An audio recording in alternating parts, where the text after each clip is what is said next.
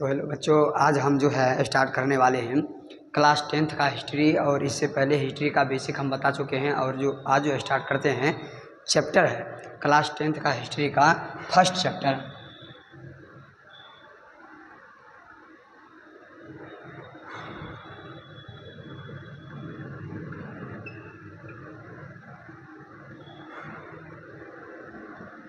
One, इसका नाम जो है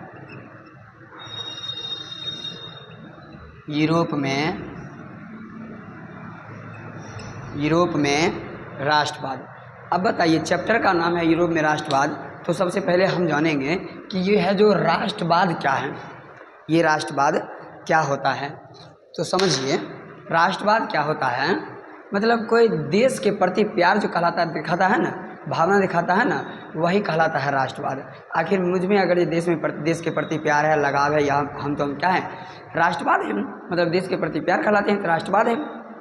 और जिस व्यक्ति में राष्ट्रवाद की भावना जागता है ना, वह राष्ट्रवादी कहलाता है। बताइए कि राष्ट्रवाद क्या है? किसी भी देश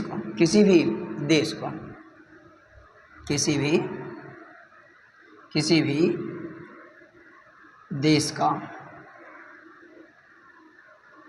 विकास करना ही राष्ट्रवाद कहलाता है।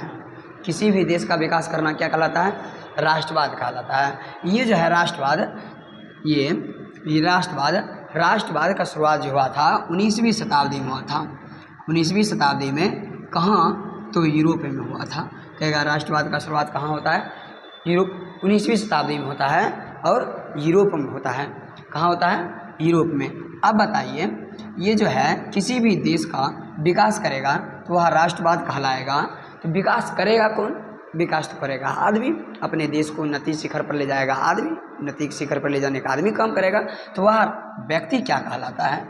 इसका मतलब ये हुआ कि जिस व्यक्ति में राष्ट्रवाद की भावना पनपता है, वह व्यक्ति राष्ट्रवादी कहलाता है। जिस व्यक्ति में राष्ट्रवाद की भावना पनपता है, वह व्यक्ति राष्ट्रवादी कहलाता है। अब सुनिए, राष्ट्रवाद के लिए ही फ्रांस में एक क्रांति होता है जिसका नाम है 1789 की फ्रांसीसी क्रांति। 1789 की फ्रांसीसी क्रांति जो होता है ना, वहाँ का मुख्य कारण था क्रांति का वहाँ का राजा जो होता है, वहाँ का राजा है लुई 16वां। वहाँ का राजा कौन होता है? लुई 16वां। और ये राजा जो हैं बुर्बो राजवंश के राजा हैं। कौन राजवंश के हैं? ये राजा जो हैं बुर्बो राजवंश के राजा हैं। और ये शासक जो हैं बहुत भ्रष्टाचारी हैं। लुई 16वां बहुत भ्रष्टाचारी हैं। ये अपना शासन में मनमानी का काम करते हैं। ये किसी भी जनता को अपने पूर्ण रूप से संतुष्ट रहने नहीं देते हैं। ये इनका कहना है, शासन तो करो पर कोई जनता को भलाई मत करो। ये लुई 16वां कहते हैं। तो इनके शासनकाल में भ्रष्टाचारी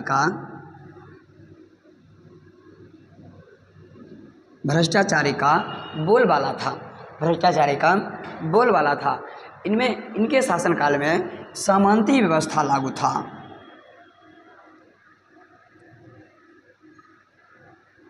समानती व्यवस्था लागू था।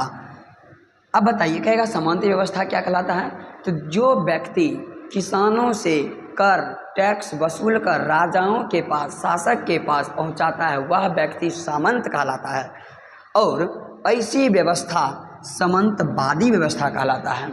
ऐसी व्यवस्था क्या कहलाती है? सामंतवादी व्यवस्था कहलाती है। किसानों के साथ फ्रांस में दुर्व्यवहार किया जाता था।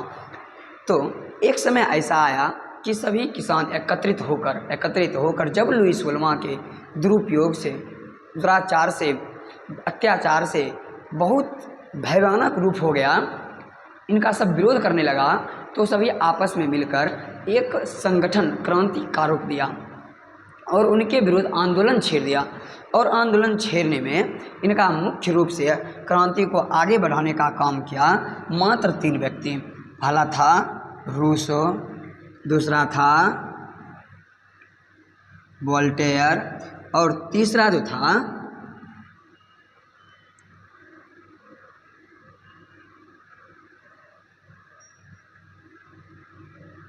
मॉन्टेस्क्यू था। मॉन्टेस्क्यू था। इन तीनों व्यक्ति ने इतना क्रांति को जोर तोड़ आंदोलन किया, क्रांति किया कि लुईस वोल्मा इस क्रांति के डर से दुबक गया, भागने लगा। लेकिन वहाँ की जनता और ये तीनों व्यक्ति ने, क्रांतिकारियों ने मिलकर इसको पकड़कर काट दिया। और जिस तलवार से काटा उस तलवार का नाम था गिलोटीन। किस तलवार से काटा गया कहेगा? लुईस वोल्मा को किस तलवार से काटा गया?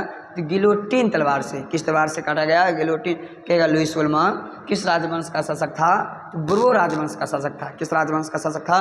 बुर्बो राजवंश का शासक था लुईस वोल्मा के शासनकाल में कैसी व्यवस्था थी? तो लुईस वोल्मा के शासनकाल में सामंतवादी व्यवस्था थी और इनके शासनकाल में भ्रष्टाचार का बोलबाला था।